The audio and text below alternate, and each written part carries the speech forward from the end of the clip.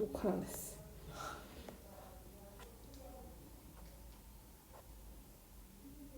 자, 수권에 해수와 담수가 있고요. 해수가 가장 많고, 그 다음이 담수인데, 담수 중 제일 많은 건 빙하, 그 다음이 지하수, 그 다음 호수, 하천수. 그 호수와 하천수를 우리가 주로 이용하고, 부족하면 지하수를 개발하는데, 이때 지하수는 호수, 하천수에 비해 양이 많고, 빗물이 계속 스며들어서 채워지기 때문에 지속적으로 활용할 수 있어. 수자원의 가치가 높아. 이렇게 얘기하면, 아, 지하수는 영원히 꽐꽐꽐꽐 나오나 보다. 이러면 안 돼요, 또. 그러니까 호수와 천수에 비해 양이 많고, 그 다음 빗물이 스며드는 거지, 막 영원히 막 콸콸콸콸 나오지는 않습니다. 그래서 기억하시면 되고, 뭐 얘기하려냐. 아, 그래서 가뭄이나 이런 게 들거나 아니면 시골은 집이 듬성듬성 있잖아요. 집이 드문 있다는 얘기는 수도관 깔기가 힘들다는 얘기예요. 수도관이 이제 강 같은 게 많은 물줄기에서 관이 와. 그 다음에 이렇게 관이 이렇게 쭉 가면 큰 관이 이렇게 가고 집들이 막 있으니까 그 집들에 대해서 이렇게 내가 그리면서 설명은 좀 빠를 거를. 자, 그러니까 큰 관이 이렇게 마을 중심으로 이렇게 간다고 생각하면 요 관이 갈라져. 그리고 집이 있어. 그럼 슝슝슝 이런 식으로 간다고 생각하시면 돼요. 도시에 여기 관이 지나가면 이렇게 공급되면 아파트 다 쫙 공급되고 이렇게 공급되는 건데, 시골은 집이 이렇게 뜨문뜨문 있잖아요. 이렇게 길 가다 보면 아실 거예요. 여기 집이 있고 한참 차 타고 가면 여기 집이 있고, 여기 있던 강에서 여기 가고 막 이러기에 너무 힘들기 때문에 시골에서는 보통 지하수 씁니다. 각각 다 땅을 파서 우물을 만드는 거죠. 우물을 관으로 만드는 거죠. 그래서 보통 그런 식으로 하고 있어요. 그래서 지하수를 활용한다. 그 지하수도 활용 못하면 뭐 해야 돼요? 빗물 받아야죠. 섬들은 빗물을 받습니다. 진짜로. 우리나라에 섬 많잖아요. 독도는 사람이 안 살긴 하지만 독도도 마찬가지예요. 독도도 이제 군인들이 보통 지내고 있으니까 거기는 지하수가 없죠. 땅을 파면 바다잖아, 그쵸? 지하수가 없고 그다음 수도관 공급도 안 되기 때문에 보통 빗물을 씁니다. 빗물. 아니면 뭐 생수 사야죠. 근데 뭐 생수를 사서 마시는 거 생수로 해결한다고 하지만 그 물이 우리가 마시는 물만 있는 게 아니죠. 씻고 생활하고 설거지하고 이런 데도 물 다 쓰이잖아요. 그래서 보통 빗물로 합니다. 자, 그래서 어쨌든 그래 수자원을 관리할 건데요. 자, 수자원 종류가 뭐가 있다고요? 생활용수, 농업용수, 기업용수, 산업용수, 공업용수, 맞아? 유지용수. 그쵸, 유지용수 이렇게 4개 있는 거예요. 이 4개 중에 우리나라에 제일 많이 쓰는 게 뭐라고요? 농업용수. 지금 현재 많이 쓰는 농업용수지만 제일 많이 늘어나고 있는 추세인 건 생활용수라고요. 알겠죠? 이거 다 외우면 돼요. 자, 그 다음 수자원 관리. 자, 수자원 관리하는데 수자원 확보. 우리 아까도 얘기했지만 수자원을 확보하기 위해서는 댐. 자, 댐을 건설하는데 지금 현재 우리나라는 댐 건설을 안 하고 있습니다. 안 한 지 꽤 됐어요. 예전엔 많이 했고요. 예전엔 꽤 했고 지금 현재는 댐 건설 우리나라에서 건설되고 있지 않습니다. 왜냐면 필요한 부분이 있기도 해요. 왜냐면 우리는 비가 몰아서 오고 여름철에 몰아서 오고 그 다음에 홍수가 잘 나고 범람하고 막 그러잖아요. 그래서 댐이 필요한 부분도 있는데요. 댐 건설은 환경에 대한 파괴가 엄청나게 큽니다. 왜냐면 댐 건설이라는 게 뭐예요? 강이 있어. 강이 있는데 저 윗줄기, 그러니까 물 조절을 하기 위해서 물이 지금 여기 비가 많이 오면 물을 이렇게 가둬놓는 거야. 물을 가둬놔서 너무 범람하거나 이렇게 흐르지 않게 물을 조절하기 위해서 가둬놓는 거니까 댐을 이렇게 건설해. 그래서 물을 모아.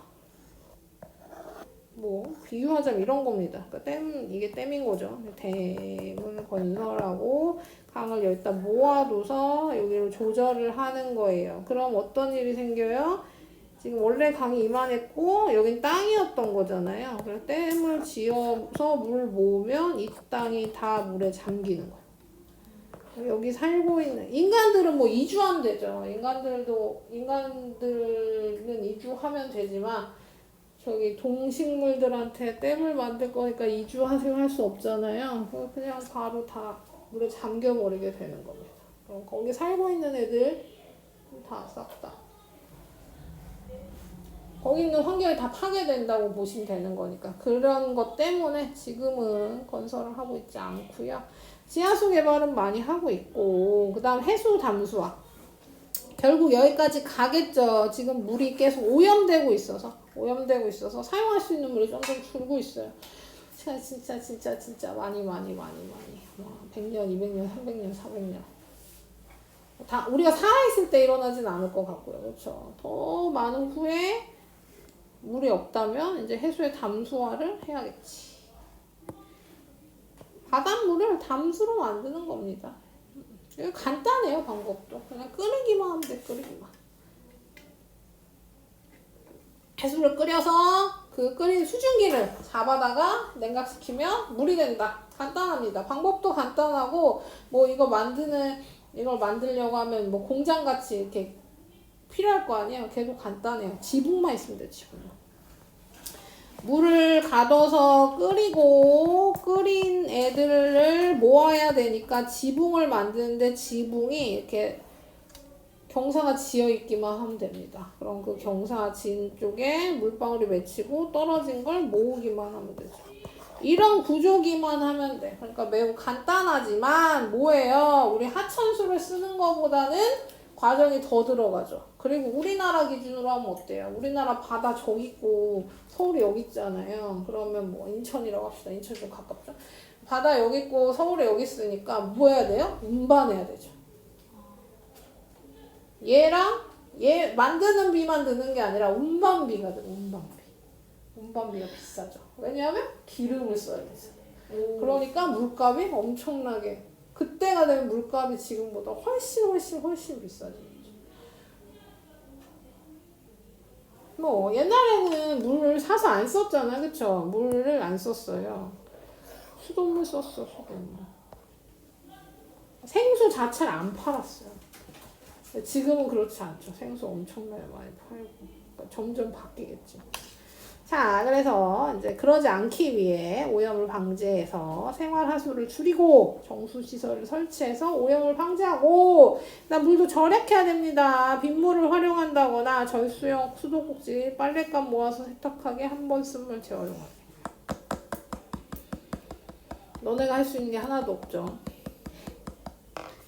그냥 안 틀어놓는 게 진짜 별걸 다 신기하다 진짜. 자, 그래서 뭐 우리가 할 수 있는 거 뭐 틀어놓고 딴짓하지 않기 뭐 이런 거. 물 틀어놓고 양치한다거나. 전 안 하죠. 샤워할 때 물 틀어놓고 멍 때린다거나. 누가 그래요? 난 자주 하는데. 자, 아이고. 물 틀어놓고 멍 때리면 얼마나 좋은데요. 자, 그래서 그런 식으로 물 절약까지 해서 수정 관리를 한다. 그러면 요거는 집에 가겠습니다. 아주 쉽죠. 57쪽 풀어보세요.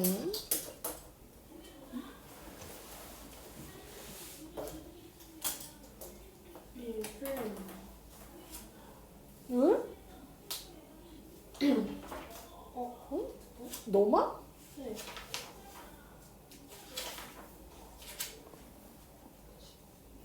밑에 숙제 잘못 들은 것 같은데. 그런가? 더 해야겠어요. 집에 가요? 아니 뭐 지금까지 어차피 지금 바로 풀 건데. 밥 먹어가지고.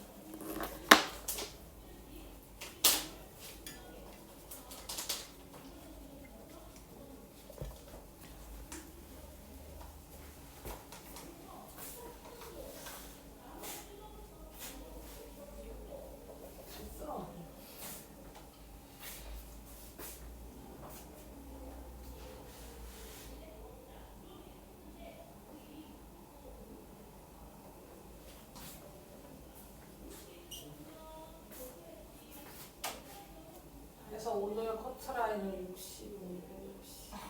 그럼 몇 개 틀려야 돼요? 32잖아. 네. 입니다. 자, 수건의 대부분은 해수로 이루어져 있다.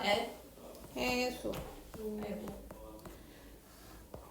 빙하는 고체 상태로 고산지대나 극지방에 분포한다. 이런 얘기입니다. 이거 보고 2%를 다 외울 필요는 없지만 이거 보고 뭔지는 아셔야죠. 그래서 A가 해수. 담수 중에 제일 많은 B가 빙하. 그 다음이 아니네. B, C는 없네요. 자, 이렇게 A 해수, B 빙하. 사람이 사람한테 자원으로 이동하는 건 수자원. 우리가 주로 사용하는 건 호수와 하천수. 이건 묶음으로 그냥 연결해서 가는 거고요. 부족한 경우 지하수.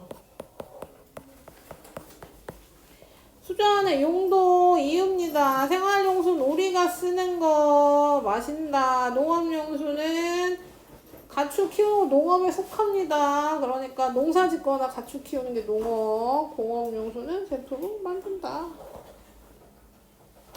우리나라에서 수자원 가장 많이 사용하는 건 농업용수라고 했어요.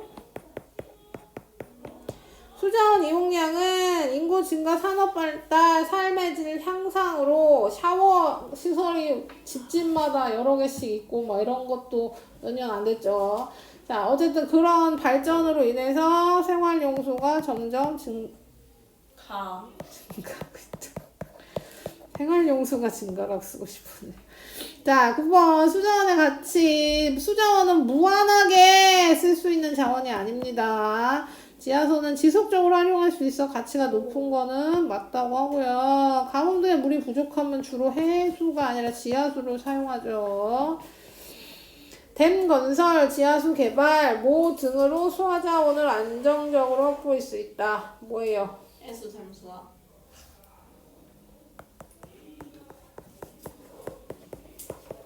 집에 가요. 넘겨! 이거 풀면 안 돼요? 찹찹찹 넘겨서 60. 이게 뭐야? 퓨처스? 퓨처스? 퓨처스. 자, 표층수온을 배울 겁니다. 자, 표층수온. 갑자기 너무 어려워. 자, 해수의 온도가 나오는데요. 해수의 온도, 그러니까 바닷물의 온도를 배울 건데 그게 두 가지인 거죠. 이게 한 개는 표층수온이 되는 거고. 표층수온은 뭐겠어요? 겉부분 얘기하는 거예요. 표피처럼 표층은 가장 겉에 있는 층이 표층이야. 그 표층수온이랑 그 다음에 연직수온 부분. 두 가지를 배울 겁니다. 그러니까 해수가 겉부분만 있는 게 아니잖아요. 그래서 겉부분 온도 따로 배우고 밑으로 갈수록 온도 어떻게 되는지 배우는 거야. 무슨 심해차? 그렇지. 그거 얘기 나오는 거죠. 자, 그래서 표층 수온부터 얘기하면 가장 바깥쪽의 부분의 온도는 누구의 영향을 받냐면 당연히 바람이요. 태양 에너지의 영향을 태양이요. 받죠. 태양 때문에 온도가 달라지는 겁니다. 태양. 그거 없어요? 뭐야? 염분식. 그거는 염분의 1.6칙. 그거 배웠어요. 응. 아직 안 나왔어. 거기까지가 오늘 시험범입니다. 에? 그거 없어요. 근데 저희 시험 그 식 안 낸대요. 아직 얘기 안 해주셨지? 네. 자, 몰라요. 그래서 그러니까 아직 모르잖아요. 그럴 수도 있죠. 아니 멍 때려서 몰라요.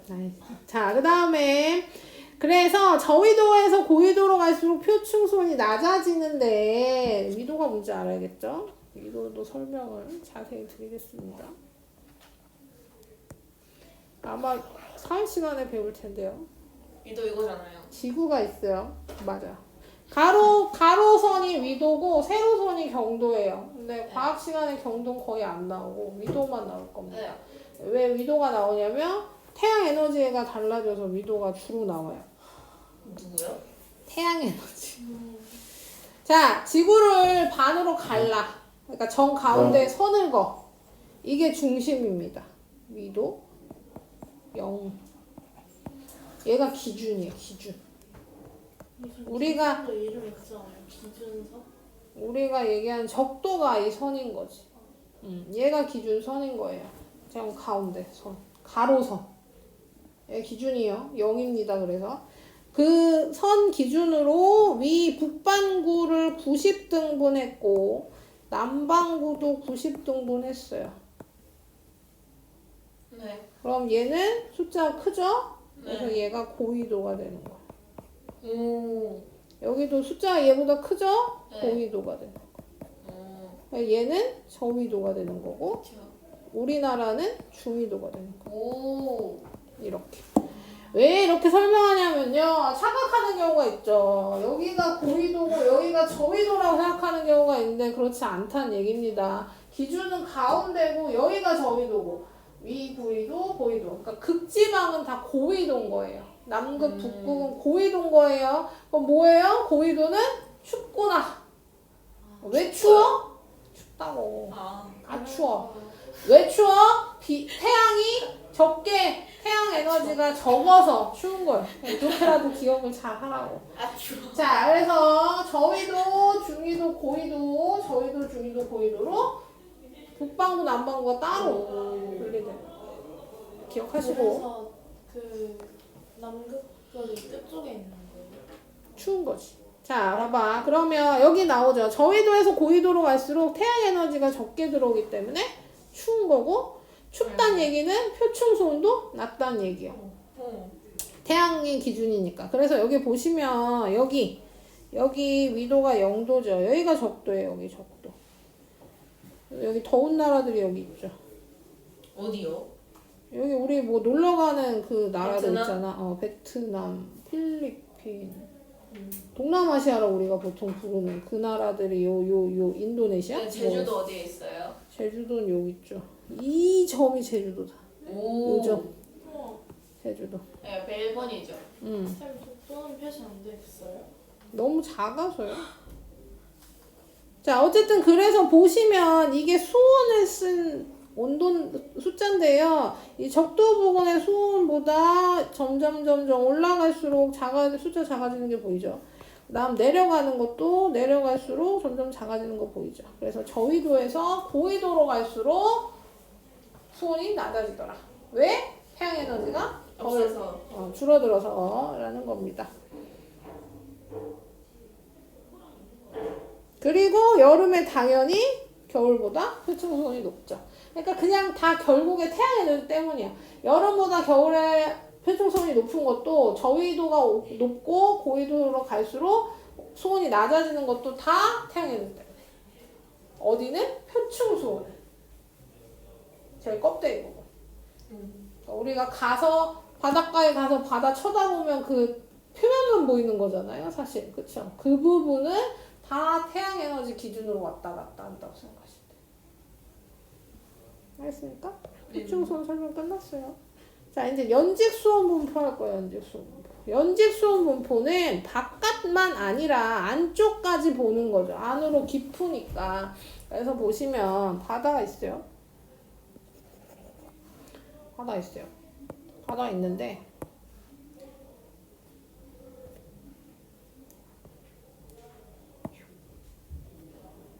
바다에 아까 방금 얘기한 표층 가장 겉부분 표층이 있고요. 그 다음 밑으로 깊을 거라 그랬잖아요. 그래서 밑으로 그래프를 그려보겠습니다.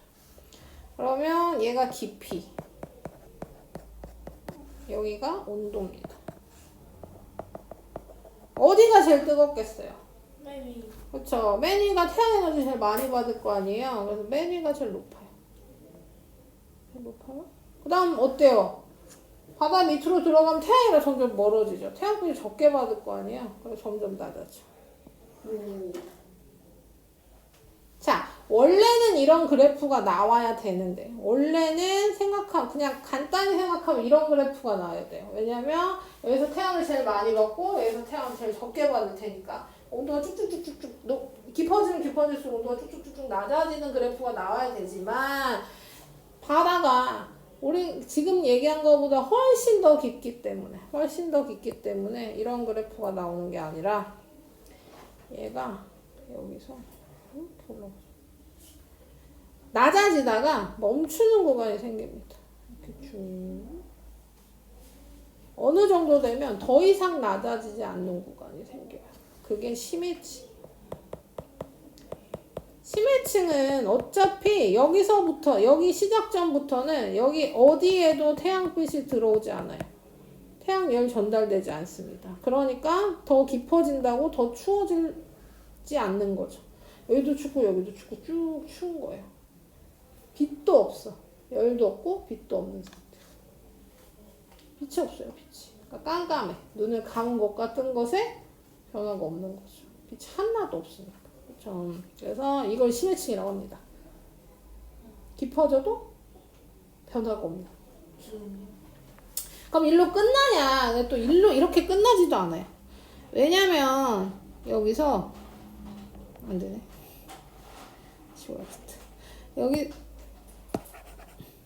여기서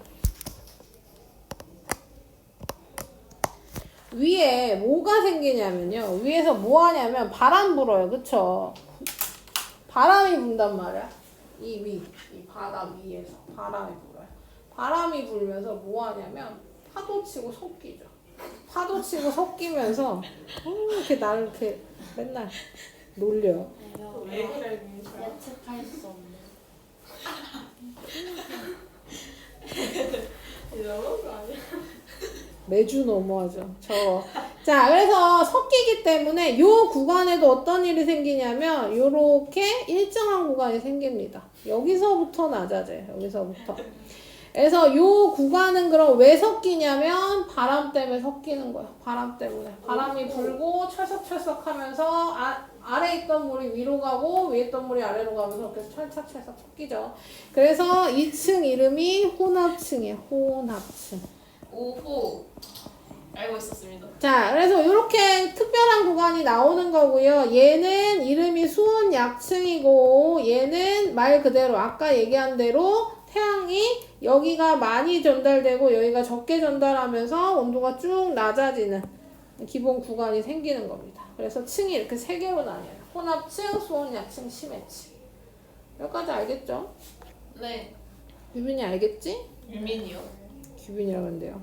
유민이 알았어. 누구 생각하고 있었던 거예요? 자. 진짜 그렇게 들었는데. 그러니까 잘못 들은 거잖아. 근데 발음이 너무 좋았어요. 규빈이도 잘 들었는데요. 자, 그래서 보시면 수온 약층은 뭐 한다고요? 깊이에 따라 수온이 급격히 낮아지는 층이 수온 약층입니다. 뭐 때문에? 태양 때문에. 혼합층은 바람 때문에 섞이는 거라서요. 바람이 강할수록 두께가 두꺼워져요. 심해층은 수온이 낮고 일정해요. 햇빛 안 들어와서 그렇습니다. 그래서 위도나 계절에 관계없이 수온이 일정합니다. 오. 계속 추워, 계속. 자, 이렇게 세 개의 층으로 나누게 됩니다.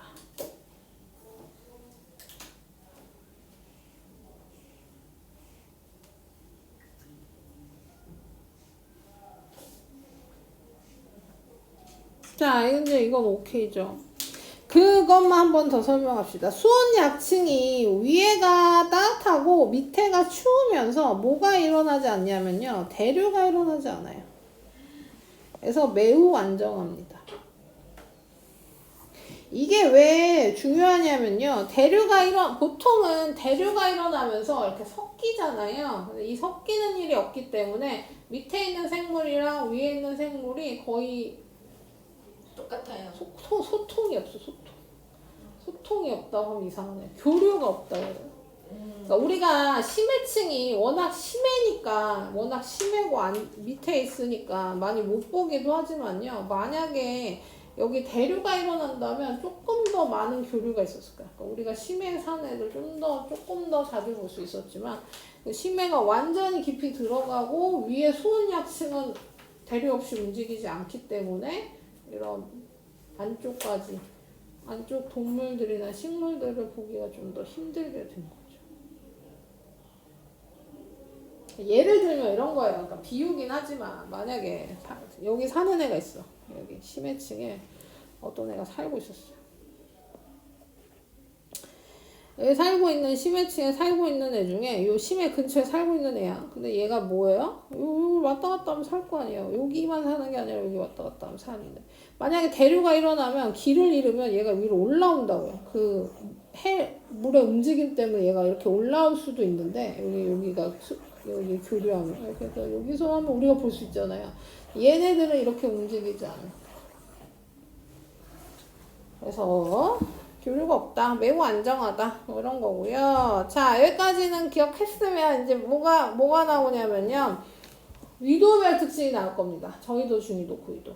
아이고. 그럼 다시 아까 그 그래프. 이게 기본 그래프예요. 이게 기본 그래프야. 우리 여기는 알았잖아요. 그럼 첫 번째 고위도. 고위도가 어디라 그랬어요? 추운 데라 그랬죠. 극지방. 북극, 남극이 고위도야. 그러니까 얘네는 이미 너무 추워. 바깥쪽도. 그러니까 심해랑 별 다를 바가 없어요. 그래서 그 층이 깨집니다.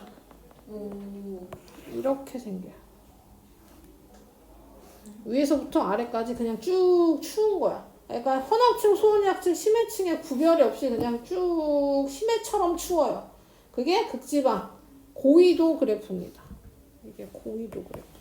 그러면은 그 고위도 아닌 애들은 색깔이 좀 다르다 해야 되나?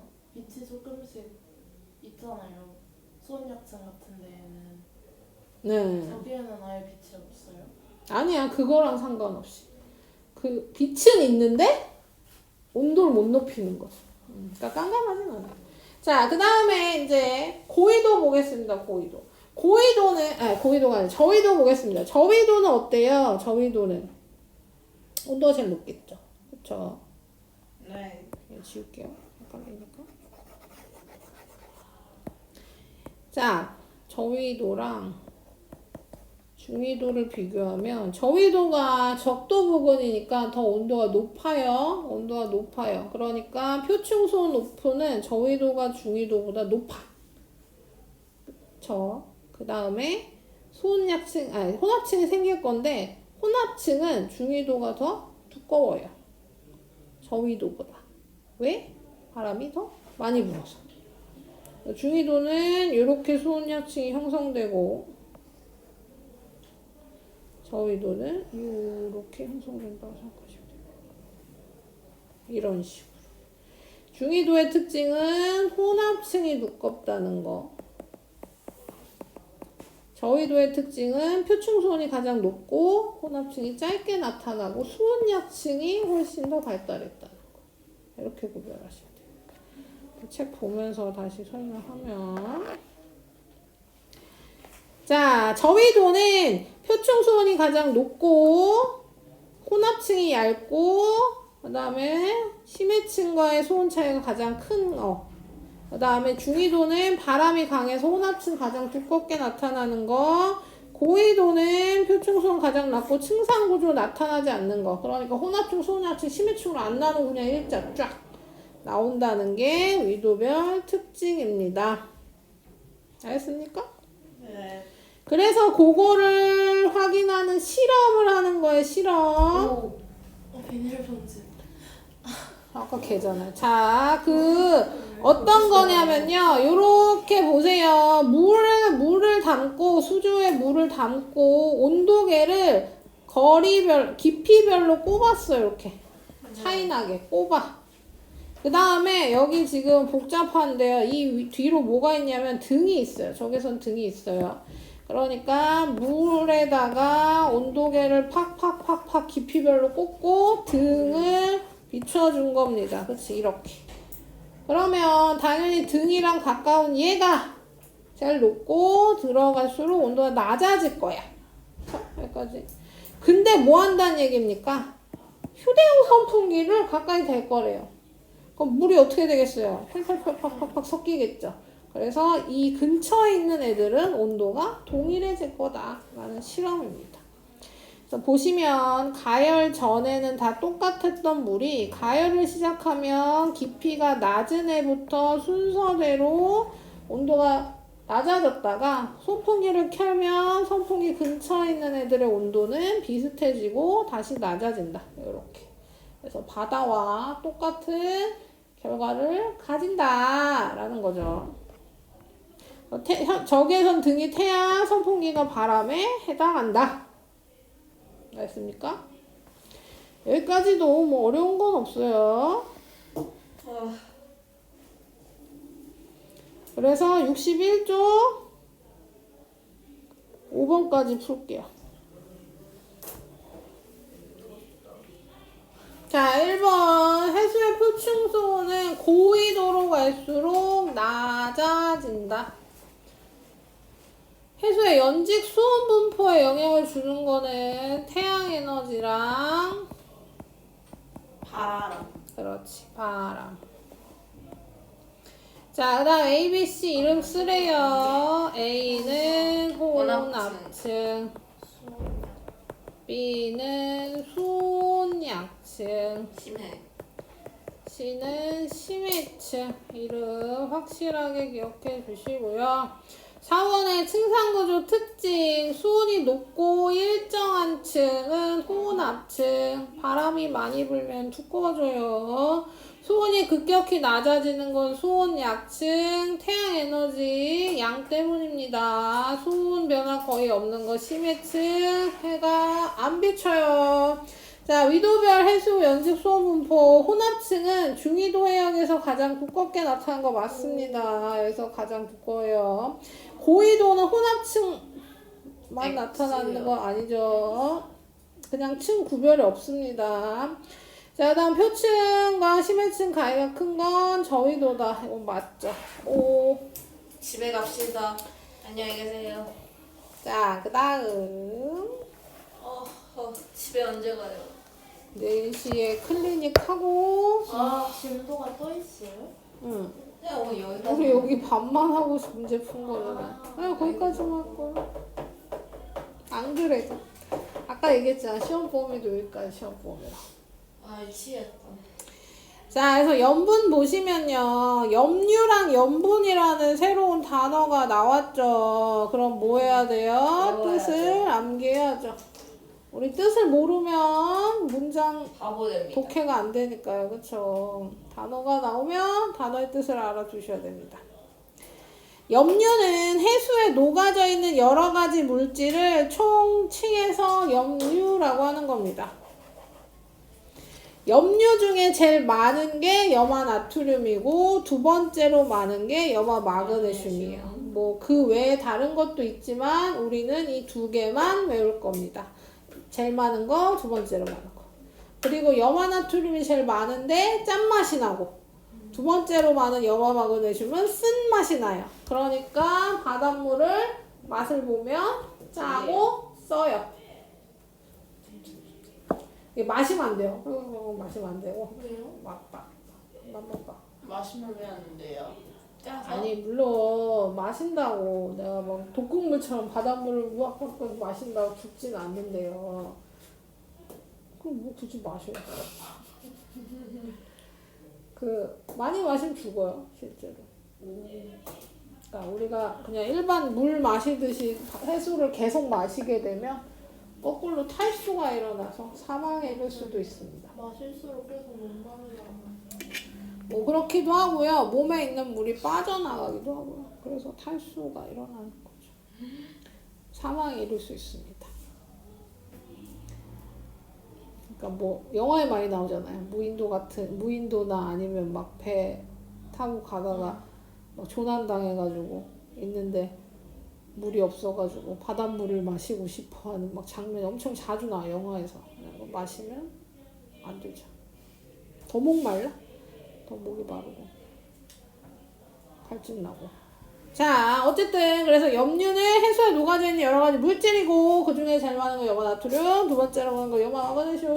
어떤 맛이 나는지도 기억하시고요. 그 다음 염분. 해수 1000g에 녹아있는 염류의 총량을 그람수로 나타낸 게 염분입니다. 별표.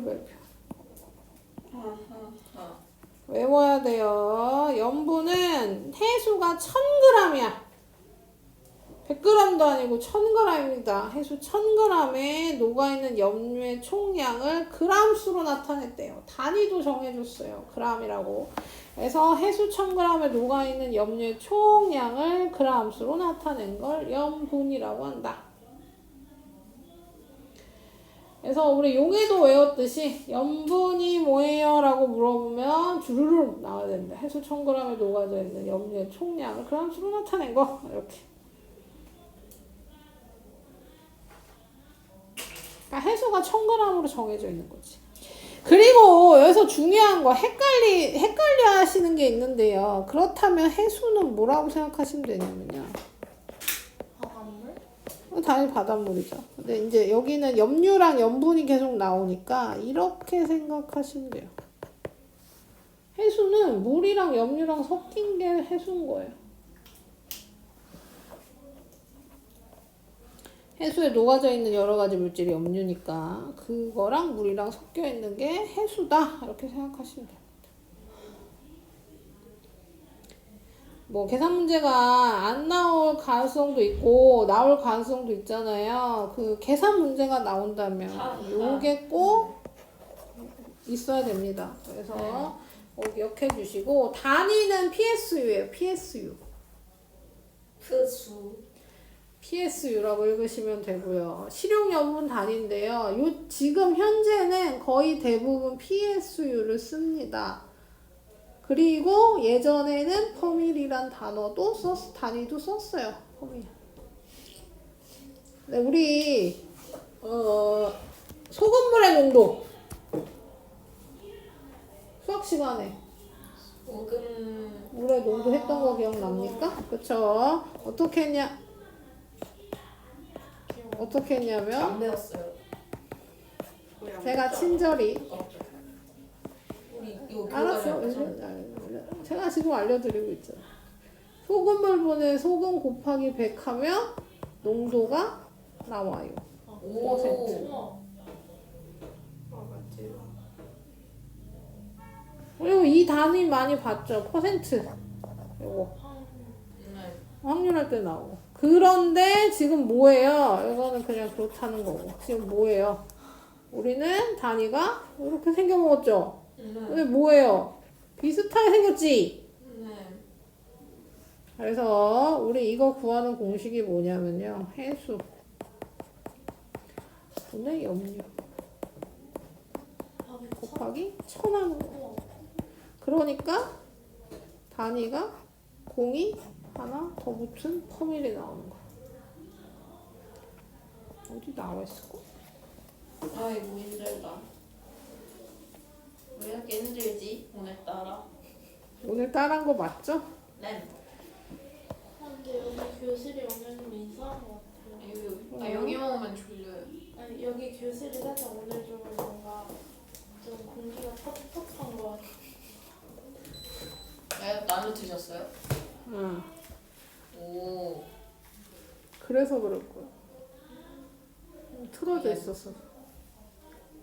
자, 이제 문제 푸는 걸 좀 봅시다. 일단 이렇게 계산하는데요. 아마 이걸 계산하는 문제는 두고 봅시다만 요건 잘 안 나와요. 안 나오진 않지만 보통 잘 안 나오니까 요거는 일단 빼고.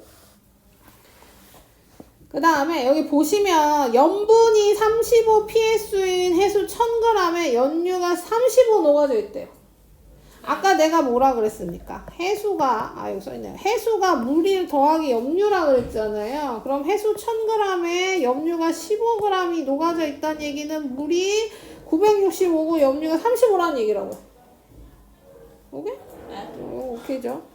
그러니까 그 중에 제일 많은 게 염화 나트륨이고 두 번째로 많은 게 염화하고 셈십니다. 이런 거고요. 그 다음에 퍼센트는 뒤에서 하고요.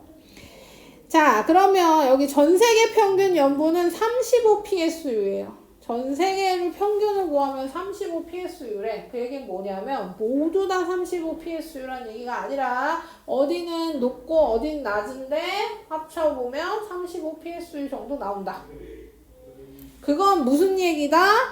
염화 나트륨의 그람과 염화 마그네슘, 황간 마그네슘, 황산칼슘, 황산진 기타까지 다 더하면 그것이 35g이라는 얘기야. 해수를 1000g 퍼서 해수 1000g을 퍼서 물 날리고 남은 애를 g을 재면 35g 남아 있을 거라. 이게 염류라고. 이해 돼요? 네. 됐죠? 여기까지 됐죠? 그래서 이제 염료를 보시면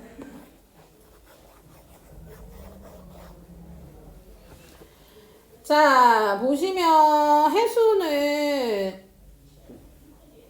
다 똑같은 게 아니라 해수 PSU 다 똑같은 게 아니라 계절에 따라 해역에 따라 다르게 나타나는데요. 우리나라 기준으로 먼저 얘기해 봅시다. 우리나라가 있어요.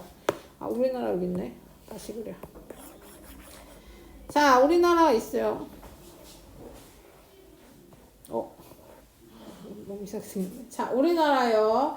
그러면 여기가 남해고요. 여기 제주도 있으니까 여기 남해. 독도, 울릉도 있는 여기가 동해입니다. 그리고 저기 강화도, 인천, 저 공항 있는 데가 서해죠. 이렇게 동서남북. 동해, 서해, 남해. 그 기억나는지 모르겠지만 저번에 한번 얘기한 것 같은데요. 우리 과학에서 서해를 자꾸 황해라고 불러요. 오. 노래서 황해래요. 그러니까 바다 색깔 자체가 조금 흑 섞인 색깔 있잖아요. 그런 황색이라서 황해라고 부릅니다. 왜 그런지 모르겠어요. 책에 그렇게 나오니까. 서해가 황해고 동해는 그냥 동해예요. 자, 그러면 우리 염분이 그러니까 PSU가 어디가 더 높을까요? 동해랑 서해 중에. 서해요. 서해가 왜? 서해 가면 사람 물에 뜨지 않아요? 그건 사해고요. 그리고 사람이 뜨면 염분이 엄청나게 높다는 얘기야. 소금이 많이 녹아져 있으니까. 사해랑 비슷해서. 동해가 그 강이 많이 연결돼 있어요.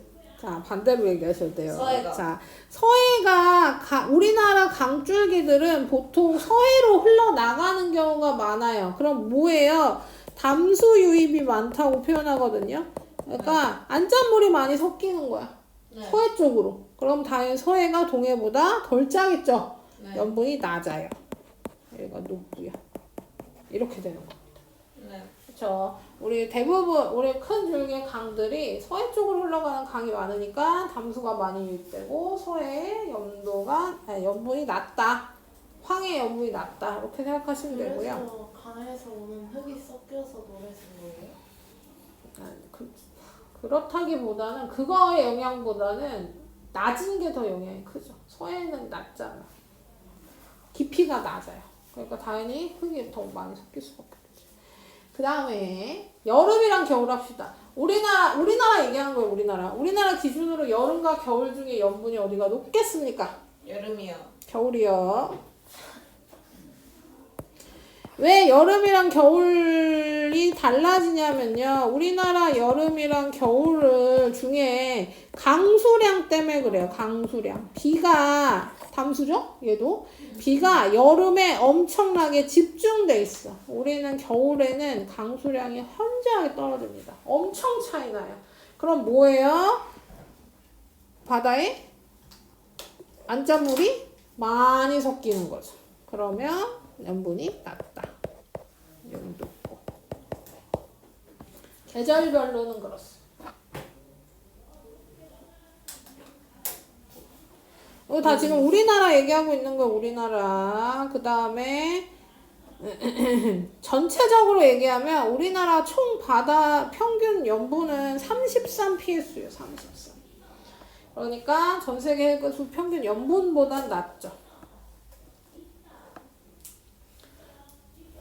자, 이건 우리나라고 이제 전체 얘기해 보겠습니다.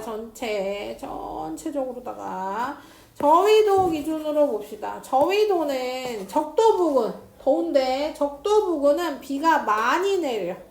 그래서 강수량이 많기 때문에 전체적으로 염분이 낮습니다. 중위도 우리나라 근처예요. 우리나라 근처는 전체적으로 증발량이 강수량보다 많아요. 비가 적게 와요. 그래서 염분이 높아요. 자, 극지방은 지금 극지방은 현재 빙하가 녹고 있습니다. 빙하 담수죠. 제일 많은 담수 중 제일 많은 빙하가 안짠물이니까 빙하가 녹아버리면 뭐예요? 해수에 담수가 섞이고 있는 중인 거죠. 그러니까 염분이 낮습니다. 만약에 너무 추워. 빙하기야. 빙하가 생기고 있어. 아, 연봉이 높아서. 그럼 염분이 높아져. 그럴 일은 없죠. 우리 살아생전 그럴 일은 없겠지만 결국 언젠가는 오겠죠. 굳이 따지면 지금도 빙하기라고 할 수 있습니다. 빙하긴 빙하기지. 빙하가 있으면 빙하기인 거예요. 빙하기가 빙하가 있어서 빙하. 근데 물론 자세히 나누면 지금 현재는 그 우리가 진짜 얘기하는 그 빙하기는 아니지만요. 굳이 따지면 그 너무 따뜻해서 지구상에 아예 빙하 자체가 없었던 시절도 있어요. 그 북극이고 남극이고 막 북극에 악어 살고 막 이랬던 시절도 있어요. 다 녹아져 있어가지고. 그래서 어쨌든 빙하가 녹으면 염분이 낮아지는 거고 얼어버리면 염분이 높아집니다. 왜냐면 물만 얼어요. 물만. 그러니까 소금물, 우리가 소금물을 받아다가 얼려도 그러니까 완전히 꽝꽝 얼리는 게 아니라 적당히 얼리면 어때요? 위에서부터 점점 얼잖아요. 그럼 얘를 걷어내면 얘는 더 짜져 있는 거지. 물이 오니까. 그렇죠? 자, 그래서 그렇게 염분에 영향 주는 거 비, 그 다음에 담수 유입, 그 다음에 빙하 이렇게 생각하시면 됩니다. 마지막만 하면 돼요. 마지막 설명. 자, 염분비일정 법칙입니다. 염분비일정 법칙. 염분비일정 법칙은 염분비가 일정하다는 겁니다. 아까 염분은 PSU는 어때요? 비가 많이 오는 지역이 낮고 비가 높이 오는 지역이 높고 비가 높이 오는 게 있어. 비가 적게 오는 지역이 높고 뭐 이런 거 했었잖아요. 그쵸? 비가 높고 쓰면 낮고 이렇게 그러니까 높은 데가 있고 낮은 데가 있고 막 달라진단 말이에요. 근데 그거랑 상관없이 전체 염류에서 각 염류가 차지하고 있는 비율은 항상 일정하다는 겁니다. 해수가 오랜 시간 순환하면서 골고루 섞였기 때문에 비율이 일정하다. 그것이 염분비 일정 법칙입니다. 별표.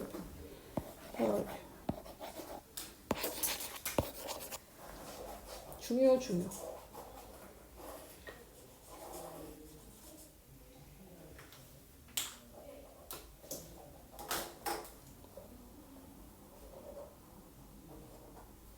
그러니까 북극해, 동해, 홍해 등은 염분이 서로 다르지만 염류 중에 염화나트륨의 비율은 78%로 거의 같다는 겁니다. 그러니까 제일 많은 염화나트륨이 제일 많은 게 달라지진 않는다는 거예요.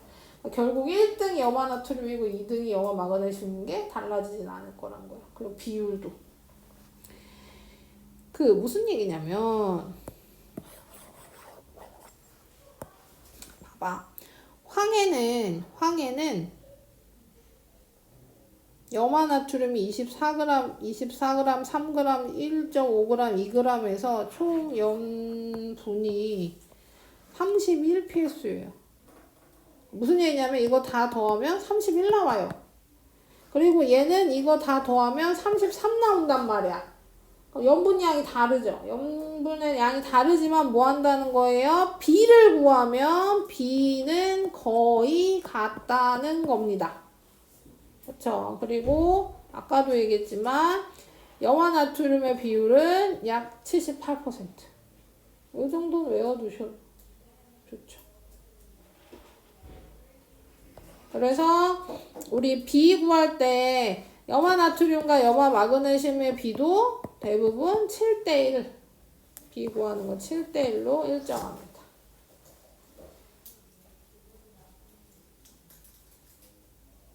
끝. 여기까지가 이제 여기까지고 만약에 이게 계산 문제로 나오면 계산 문제가 안 나와요 하면 여기까지만 하면 되는데요. 계산 문제가 나오면 이런 게 나올 수 있다는 거죠. 얘가 가로 뚫렸죠. 네. 이거를 비례식으로 구해야 돼. 비례식. 그러니까 우리가 B가 일정하잖아요. 그러니까 비례식으로 계산할 수 있는 겁니다. 뭐 이런 거예요. 황해는 염화나트륨의 질량이 24.1이고 황산 마그네슘의 그람 수는 1.5야. 근데 동해는 염화나트륨의 그람이 25.6이고 황산 마그네슘은 몰라. 이렇게 비교해서 비례식 구하면 이 x가 그대로 나온다는 거예요. 왜냐면 비율은 일정하니까 비율이 달라지지 않으니까 B로 구하시면 그람 수를 구할 수 있다. 일단은 이렇게.